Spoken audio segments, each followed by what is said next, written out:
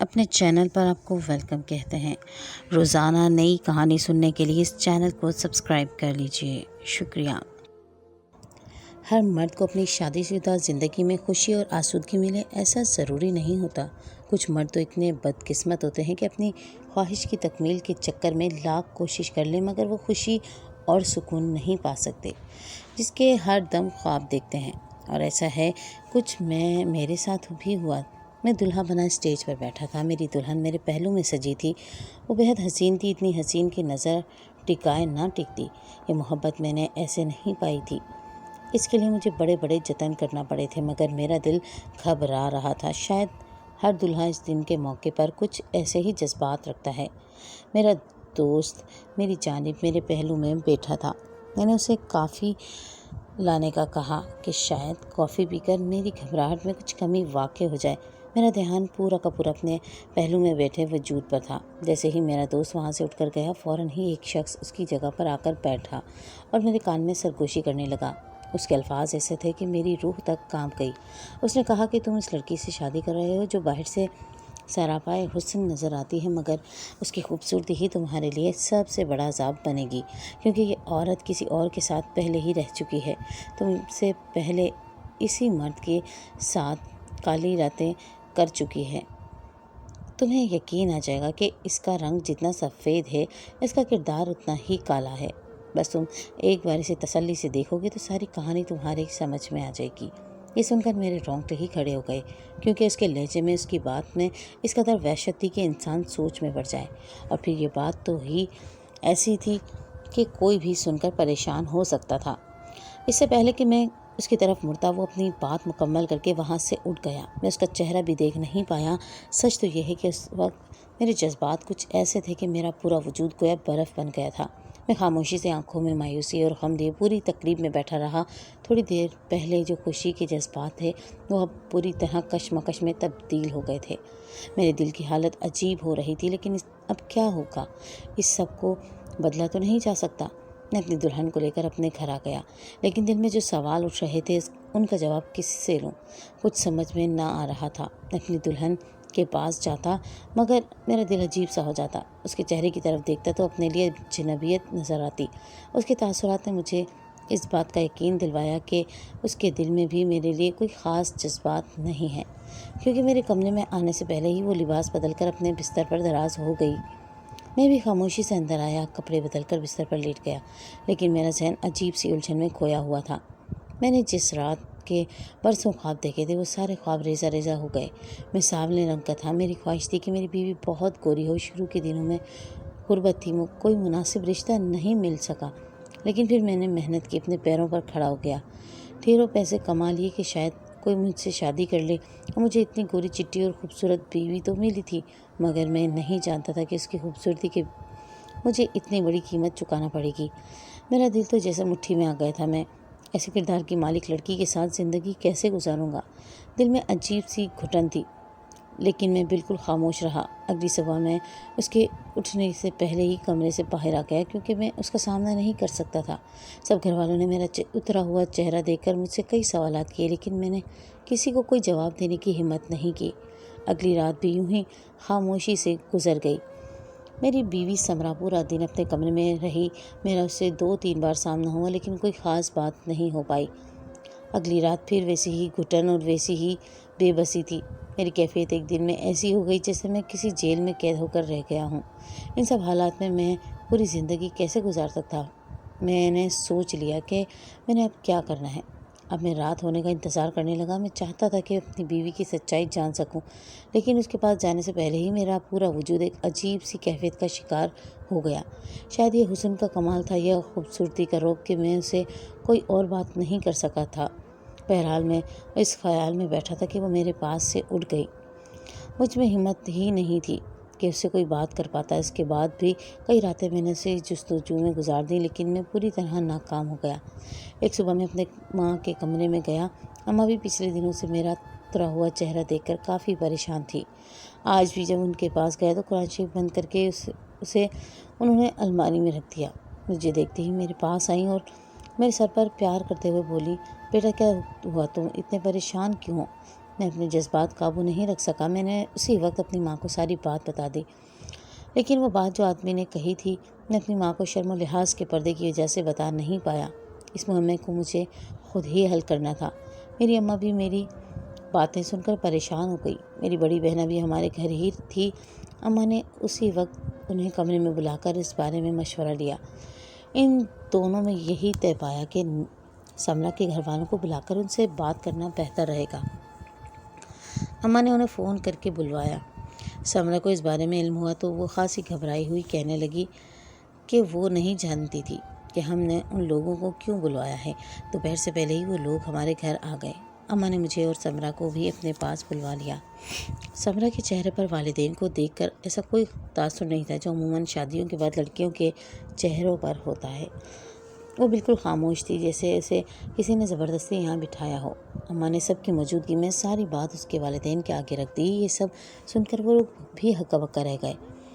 میں نے ساتھ ہی اپنا فیصلہ سنا دیا کہ اگر آپ لوگ سچائی تک نہیں بتائیں گے تو میں اسے چھوڑ دوں گا۔ اس بات پر اس کے ابا نے بڑی ہی منت بھرے لہجے میں کہا، بیٹا ایسے ظلم مت کرنا، ہم کس طرح پتہ لگائیں گے کہ اس شخص نے ایسا کیوں کہا اور وہ کون تھا؟ انہوں نے مجھ سے پوچھا، کیا تم نے اس کا چہرہ دیکھا؟ تب میں نے کہا کہ جس وقت وہ آدمی میرے پاس آیا تھا تب میرا رخ دوسری طرف تھا، میں اس کا چہرہ دیکھ نہیں پایا۔ اس وقت سمرا کے بھائی نے کہا کہ ہمیں شادی والی مووی دیکھنی چاہیے، شاید کہ اس میں وہ شخص آ جائے۔ تب میں نے کہا کہ میں اتنے لوگوں سے ملا تھا، باتیں بھی کی تھی، کیسے بتا سکتا ہوں کہ وہ کون ہوگا؟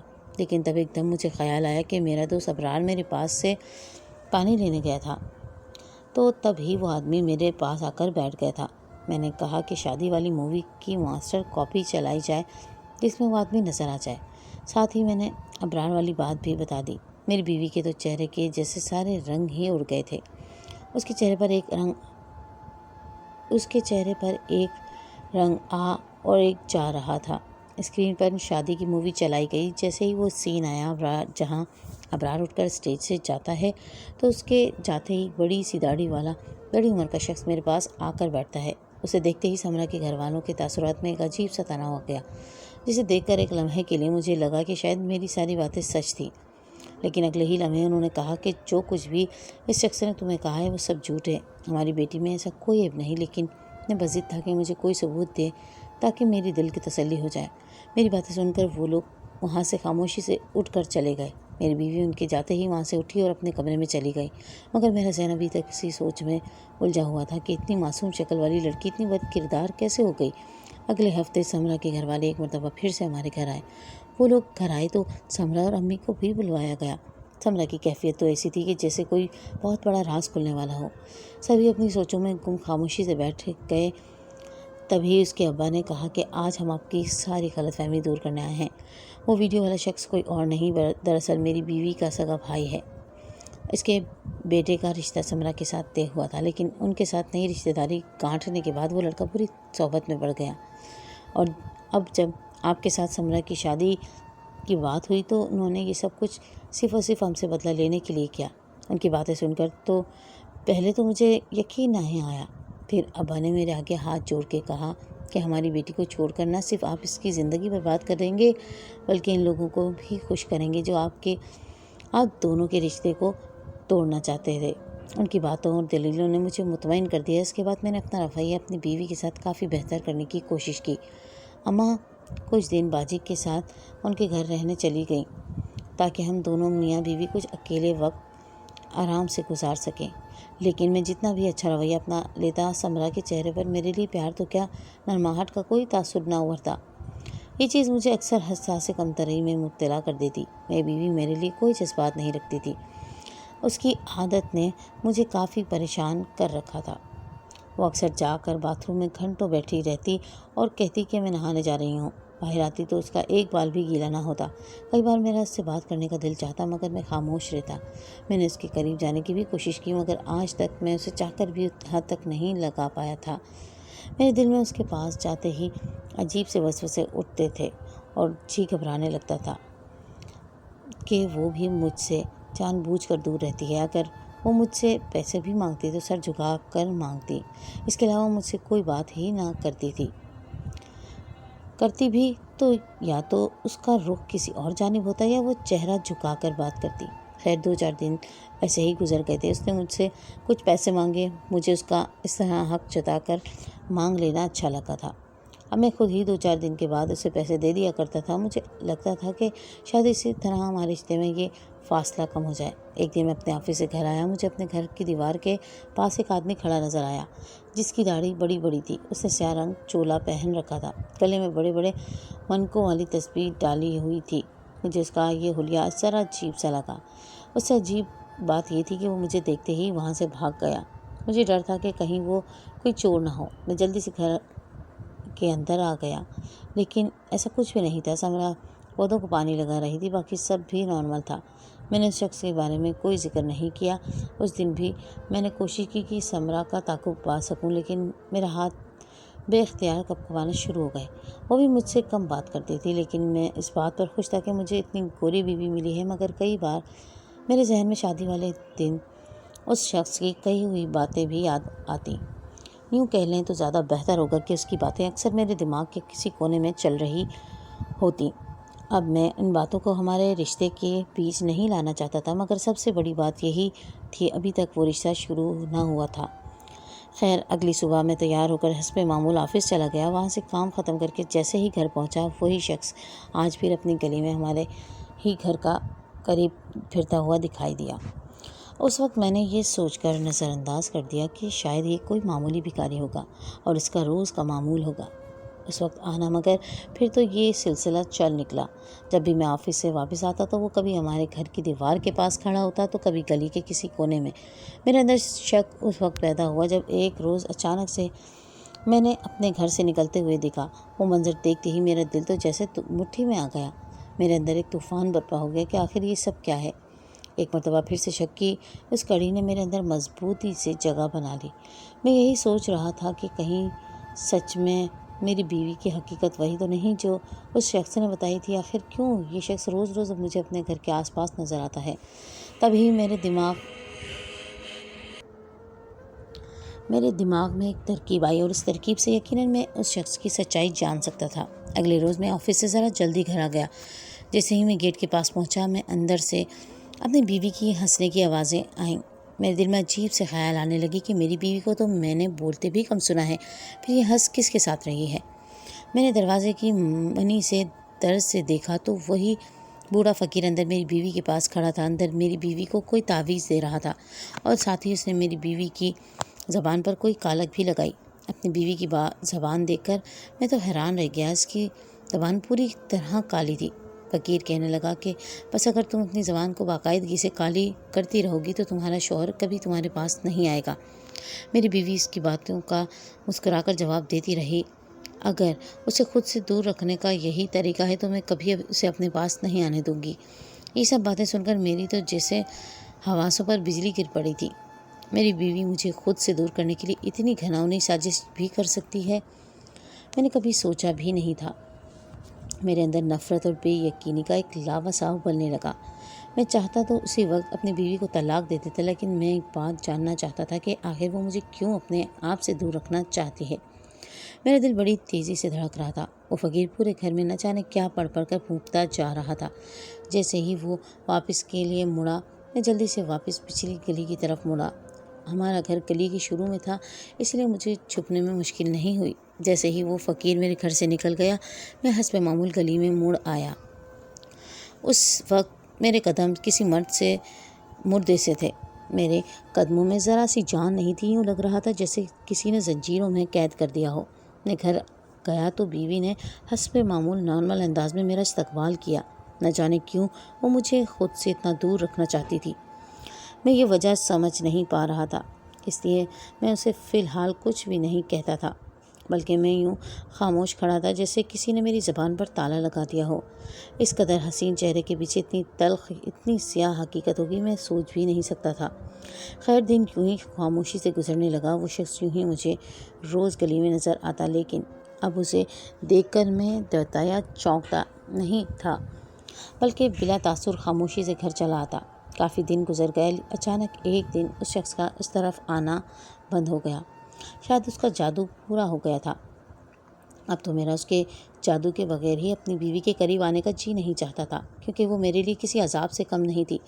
جو عذاب مجھ پر قضاء الہی کی طرح مسلط ہوا تھا، میں نہیں جانتا تھا کہ اس سے کس طرح چھٹکارا پا سکتا تھا۔ ایک دن مجھے آفس سے ذرا پہلے چھٹی ہو گئی۔ گھر جانے کا دل تو نہیں تھا، لیکن پھر بھی گھر جانا پڑا۔ گھر پر نظر پڑی تو گھر کا گیٹ کھلا تھا۔ میرے قدم ٹھٹک گئے۔ مجھے لگا شاید آج وہی شخص گھر کے اندر موجود ہے۔ میں واپس مڑنے لگا، لیکن پھر میرے دل میں خیال آیا کہ میں کیوں واپس مڑوں؟ میرا تو گھر ہے، مجھے اندر جانا چاہیے۔ اگر ایسی صورتحال ہے تو اس سے بہتر کوئی موقع نہیں ہے کہ میں اپنی بیوی کو اپنی زندگی سے ہی بے دخل کر دوں۔ میں اسی خیال کے تحت گھر کے اندر داخل ہوا۔ مجھے سمرہ صحن میں نظر نہ آئی۔ میں سوچا کہ شاید گیٹ غلطی سے کھلا رہ گیا ہے۔ گیٹ بند کر کے میں مین دروازے کی طرف بڑھا تو اندر سے مجھے باتیں کرنے کی آوازیں آ رہی تھیں۔ میں نے غور کیا تو وہ کسی آدمی کی آواز تھی۔ میرا دماغ خراب ہونے لگا کہ یہ سب کیا ہے اور اندر شخص کون بیٹھا ہے میری غیر موجودگی میں؟ میری پیٹھ پیچھے کیا کیا ہو رہا ہے؟ ایسے کئی سوال بار بار میرے ذہن میں آ رہے تھے، لیکن پھر اگلے ہی لمحے ان دونوں کی باتیں سن کر ساری سچائی کھل کر میرے سامنے آ گئی۔ سمرہ اس شخص سے کہہ رہی تھی کہ بہت جلد میرا شوہر مجھ سے بیزار ہو کر مجھے چھوڑ دے گا اور میں پھر سے تمہاری ہو جاؤں گی، صرف تمہاری۔ اس کی بات میں بھی خوشی جھلک رہی تھی۔ یہ باتیں سن کر مجھے پکا یقین ہو گیا کہ یہ میری بیوی کا پرانا عاشق ہے۔ اگلے ہی لمحے میں کمرے میں داخل ہوا تو سمرہ کو اس کے اتنے قریب بیٹھا دیکھ کر میرے سر پر جیسے پوری چھت آ گری۔ مجھے دیکھتے ہی وہ دونوں تیر کی طرح سیدھے ہو گئے۔ وہ نوجوان شخص میری نسبت بہت ہی حسین تھا۔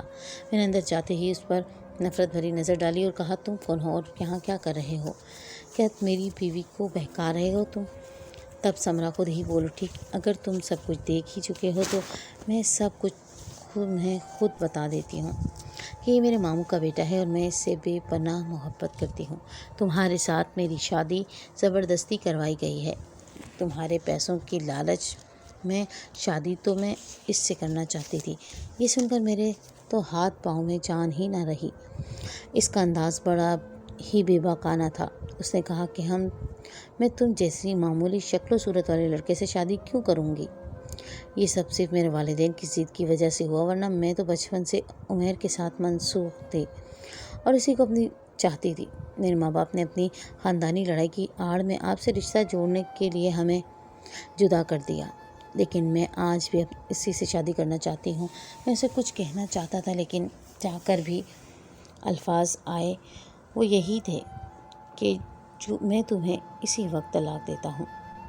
میں نے خود کو کسی عجیب سی کیفیت میں مبتلا پایا، لیکن میرا خود پر کوئی کنٹرول نہیں تھا۔ میں نے اسے کھڑے کھڑے طلاق دے دی۔ وہ اپنے اسی عاشق کے ساتھ وہاں سے چلی گئی اور میں لٹے ہوئے محبوب کی طرح اس کے جانے کے بعد زمین پر ڈھہ سا گیا۔